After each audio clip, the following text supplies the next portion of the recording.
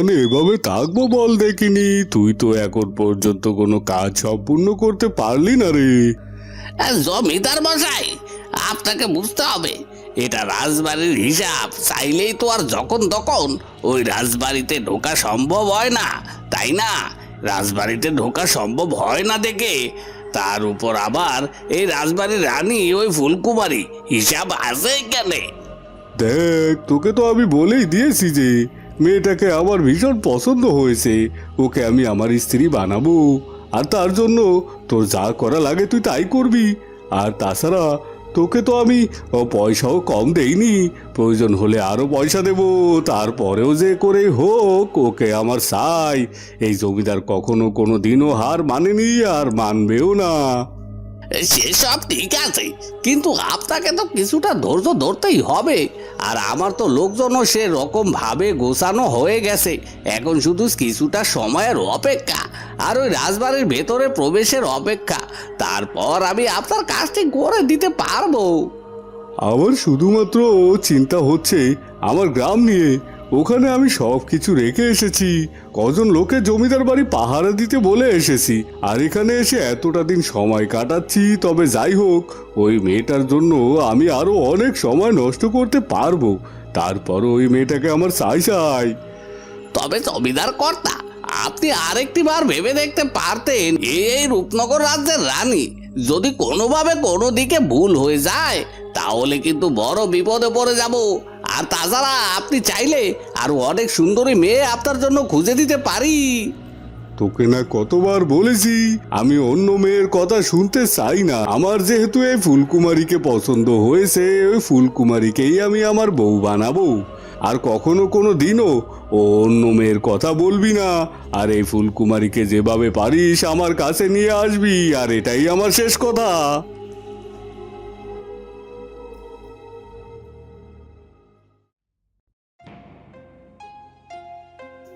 ওদিকে ফুলকুমারী চিন্তিত মুখে বারান্দায় দাঁড়িয়ে আছে।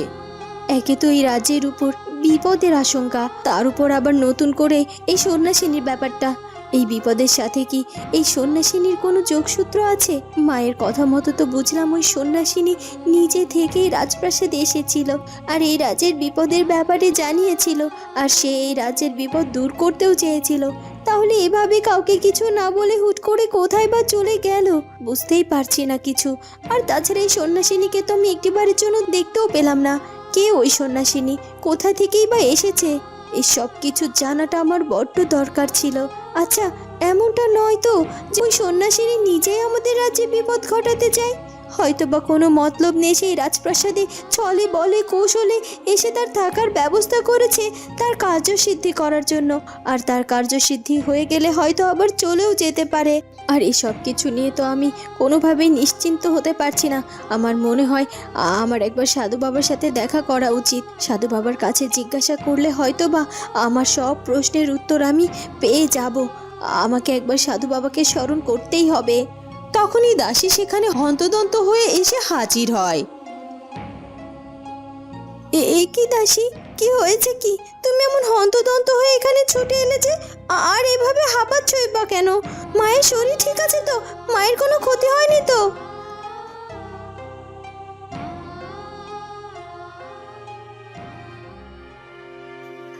না না নতুন রানীমা, রাজমাতা ঠিকই আছেন, ওনার কিছুই হয়নি।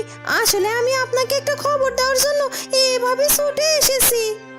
কি খবর দিতে এসেছিস, তাও আবার এমন হন্তদন্ত হয়ে? কি হয়েছে তাড়াতাড়ি বলো। রানীমা, রানীমা, ধোয়া, কালো ধোয়া, কালো ধোয়া আর কালো ধোয়া। দাসী, এইসব কি বলছো? কি কালো ধোয়া মানে? কোথায় দেখলে তুমি কালো ধোয়া? রানীমা, ওই যে অতিথিশালা থেকে কালো ধোয়া বের হচ্ছে।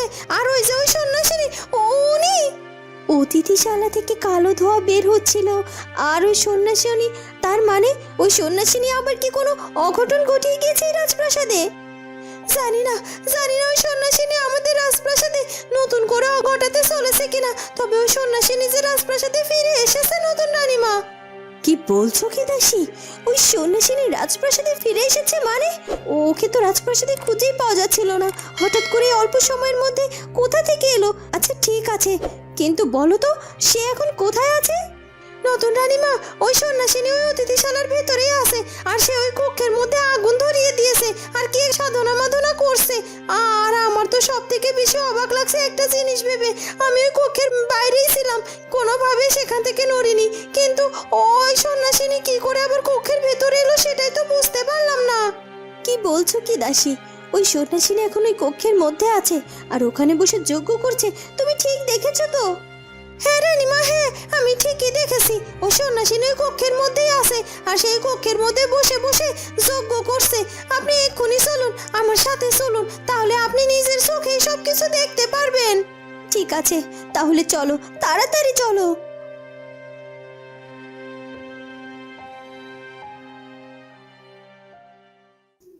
ওদিকে সাধু বাবা ফুলকুমারীর বিপদের ব্যাপার নিয়ে চিন্তা করতে থাকে আর নিজে থেকে সে জানার চেষ্টা করে কোন দিক থেকে ফুলকুমারীর উপর বিপদ ঘনিয়ে আসতে পারে।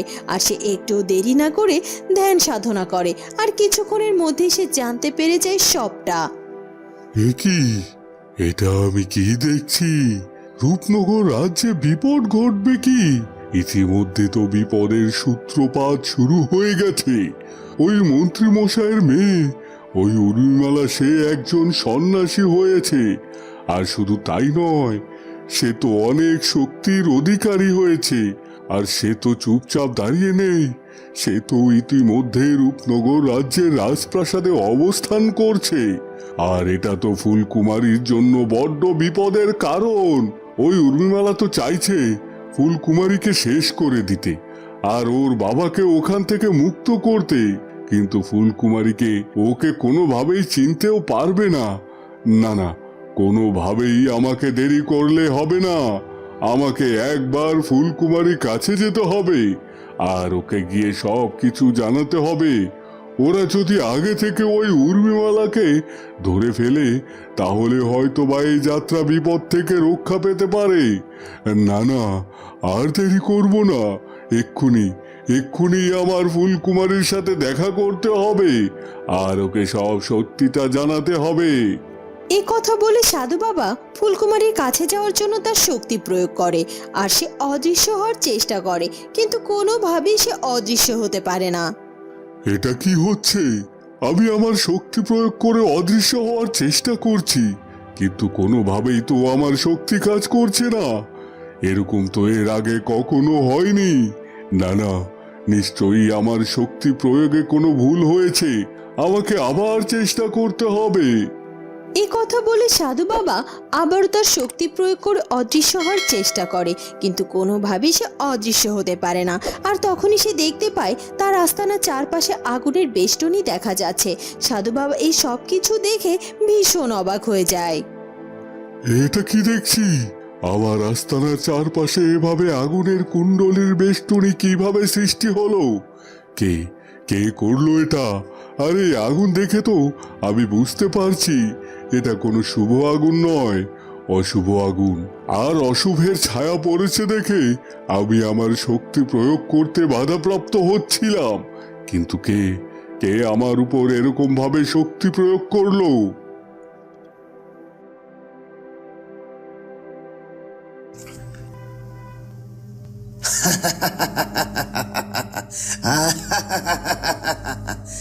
আমি জানি সাধু বাবা, আপনি চেষ্টা করবেন ফুলকুমারীর কাছে যাওয়ার জন্য, কিন্তু আমি কোনোভাবেই ফুলকুমারীর কাছে যেতে দেব না। এর আগে আপনি অনেকবার ফুলকুমারীকে সাবধান করেছেন, শুধুমাত্র আপনার জন্য ফুলকুমারী কোনো ক্ষতি করতে পারেনি। কোনো কিছু ঘটার আগে আপনি ফুলকুমারীকে সব কিছু জানিয়ে আগে থেকে সতর্ক করে দেন, এমনকি নিজে তাকে সাহায্য করেন।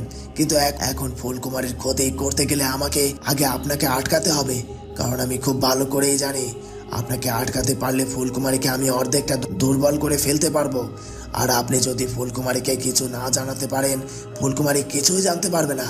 আর ফুলকুমারী যদি কিছু নাই জানতে পারে তাহলে বুঝতে পারবে না যে ওর আঘাতটা কোন দিক থেকে আসতে চলেছে, আর এবার যে ফুলকুমারীর সময় শেষ হতে চলেছে। আর তাই তো আপনাকে বাধ্য হয়ে এভাবে আটকাতে হলে আমাকে আপনি অনেক শক্তি দিয়ে আঘাত করার চেষ্টা করবেন, কিন্তু কিছুই করার নেই। সব কিছু বুঝে ওঠার আগে আমি আপনার সব পথ বন্ধ করে দিয়েছি। আর যখন আপনি মুক্ত পাবেন তখন দেখবেন সব কিছু শেষ হয়ে গেছে আর কিছুই করার থাকবে না। আপনার ফুলকুমারী এবার সাধু বাবা কোনোভাবেই আপনি বাঁচাতে পারবেন না। আর ফুলকুমারী, তুমি তোমার সাধু বাবাকেও আর পাশে পাবে না। আর তাই তো তোমার সময় শেষ এখন। দেখো তুমি কি করে। আসসালামু আলাইকুম এভরিওয়ান, সবাই কেমন আছেন? আশা করি সবাই অনেক অনেক ভালো আছেন। আমি দীর্ঘদিন খুবই অসুস্থতার কারণে কয়েকদিন যাবৎ ভিডিও দিতে পারতেছি না। তার জন্য চ্যানেলে কোনো ভিডিও নাই, মানে অবস্থা ফুল খারাপ। যাই হোক, আল্লাহ যা করে ভালোর জন্যই করে। তো আবারও আপনাদের মাঝে ফিরে আসলাম। সবাই আমাকে একটু বেশি বেশি সাপোর্ট করবেন, লাইক করবেন, কমেন্ট করবেন। তো আজকে ভিডিওটা হলো আমাদের এলাকাটা একটু আপনাদেরকে ঘুরিয়ে দেখাবো। সবাই ধৈর্য সহকারে ভিডিওটি দেখতে থাকেন। আর ভিডিওর মাঝে কিছু কিছু কথা বলবো, একটু মনোযোগ দিয়ে শুনবেন কেমন। আসলে মানুষের ভাগ্য কখন পরিবর্তন হয় বা মানুষের মন কখন পরিবর্তন হয় আল্লাহ ছাড়া এটা কেউ জানে না। আল্লাহ কখন কাকে কে বানিয়ে দেয় একমাত্র আল্লাহ ছাড়া কেউ জানে না। যেমন আমি একদিন ছিলাম কি, আজ হয়ে গেলাম কি। তবে ব্যাপার না, যারা পাশে ছিল, যাদের পাশে ছিলাম দুঃসময়, তারা সবাই আমাকে ছেড়ে চলে গেছে আর কি।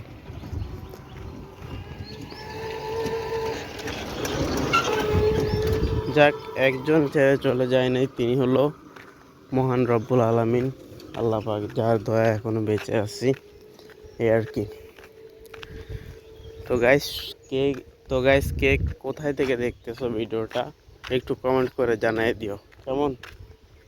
আর আমাদের এলাকাটা তোমাদেরকে ঘুরায় দেখাইতেছি।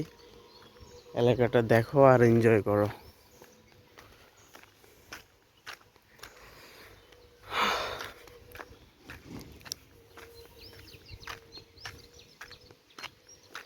জীবন যুদ্ধে পুরুষই একমাত্র ব্যক্তি যার কিনা কোনো শখ আহ্লাদ নাই আর কি।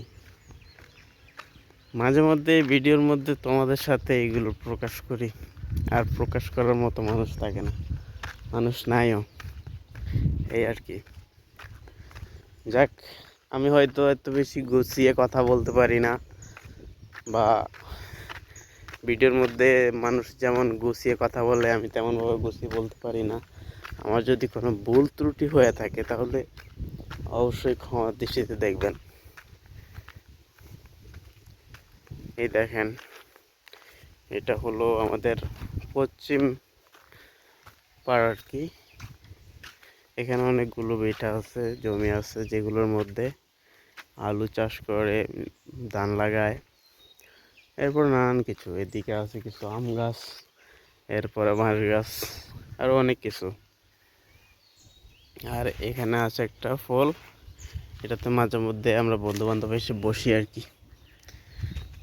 এখন আপনাদের কাছে এখানে নিয়ে আসলাম এই জায়গাগুলো দেখানোর জন্যই, এছাড়া আর অন্য কিছু না।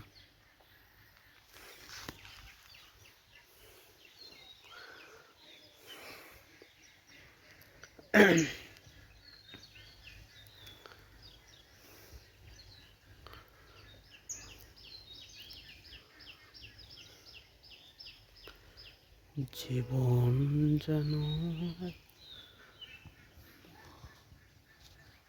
ভূমি, আল্লাহ আমার রব, এই রবি আসল সব। আল্লাহ আমার রব, এই রবি আমার সব। চলেন ওই দিক থেকে ঘুরে আসি।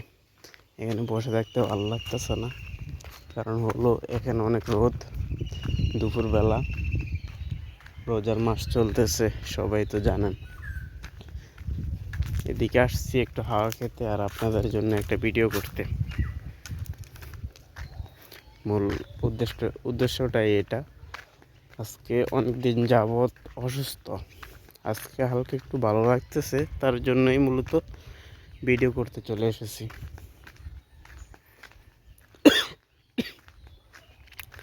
ঠান্ডা ঠান্ডা গরম যেভাবে পড়তেছে, হালকা কাশি কাশি ভাব, হালকা না পুরাই আর কি, শুকনো কাশ যেটা, ওইটা হয়ে গেছে।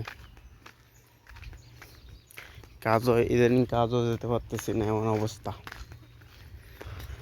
যাই হোক, আমাদের এদিকে আবার ফিশারি হয় ভালো ভালো। আমাদের এদিকে বেশিরভাগ ফিশারি, ধানের জমি অনেক কম, কিন্তু ফিশারি বেশি, মাছের ফিশারি অনেক বেশি। আমাদের এদিকে আসলে আপনারা ভালো একটা প্রকৃতির একটা ফিল পাবেন, চাইলে আসতে পারেন, এসে ঘুরে যেতে পারেন।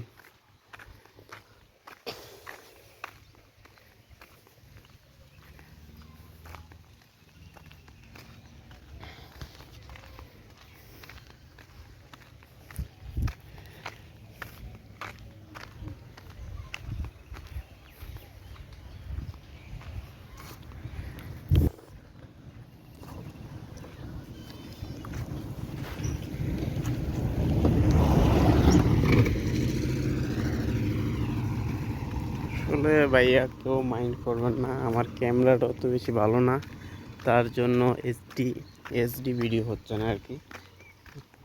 আমি গরিব মানুষ, ক্যামেরা দুর্বল।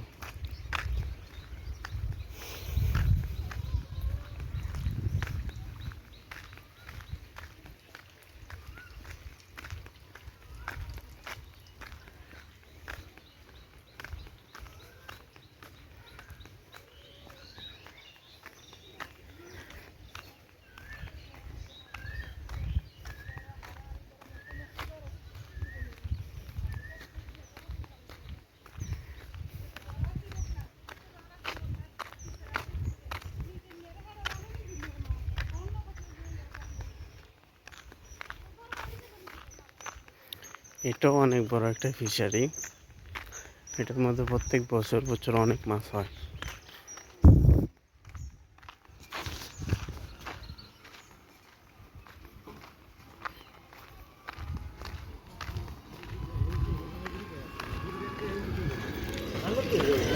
যাই হোক, আজকে তোমাদেরকেও দেখাতে নিয়ে আসলাম। আমি নিজেও অনেকদিন পর এদিকে আসলাম, নিজের কাছে খুব ভালো লাগতেছে, সুন্দর হাওয়া বাতাস আছে এখানে। এখন রোজা রমজানের মাস, এই জন্য এদিকে মানুষজন দেখা যাচ্ছে না, কিন্তু যখন রোজার মাস থাকে না তখন এখানে অনেক মানুষজন থাকে।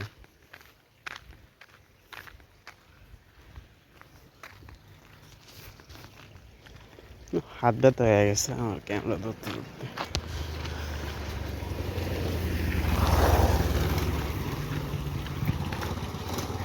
ইনি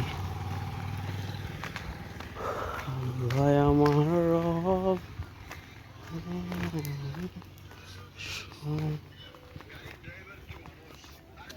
কি গো মামু, কি অবস্থা, ভালো আছেন নি? এই তো এদিকে কোথাও আইটেম আছে।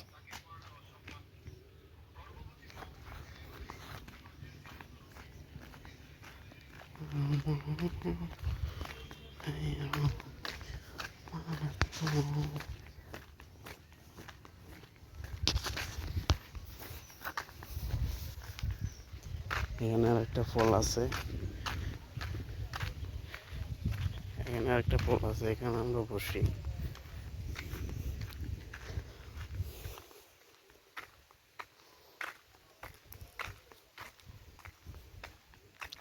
যাই হোক, ওইদিকে আর যাবো না, এখানেই একটু ঘোরাঘেরা করি,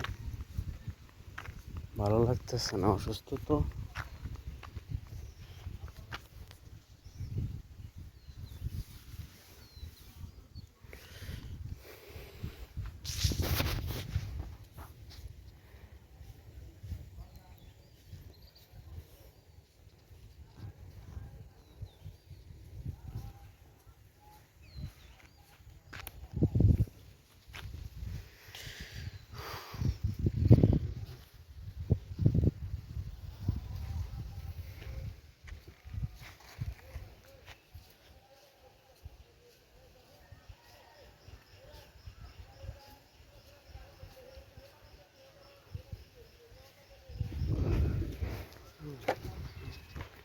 সৃষ্টিকর্তা আল্লাহ আমার রব, এই রবি আসল রব।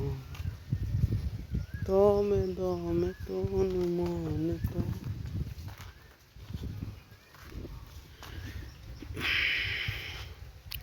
দেখুন এখানে অসাধারণ একটা ভিউ আসতেছে, তার জন্য এখানে আসলাম।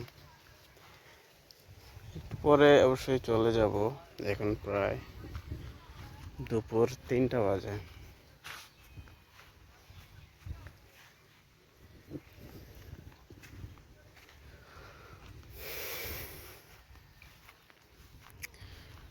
তো গাইস, এই ভিডিওটি ভালো লেগে থাকলে ভিডিওটির মধ্যে একটি লাইক দিয়ে চ্যানেলটি সাবস্ক্রাইব করে রাখুন। এমন প্রাকৃতিক দৃশ্য দেখার জন্য আমাদের পাশেই থাকুন।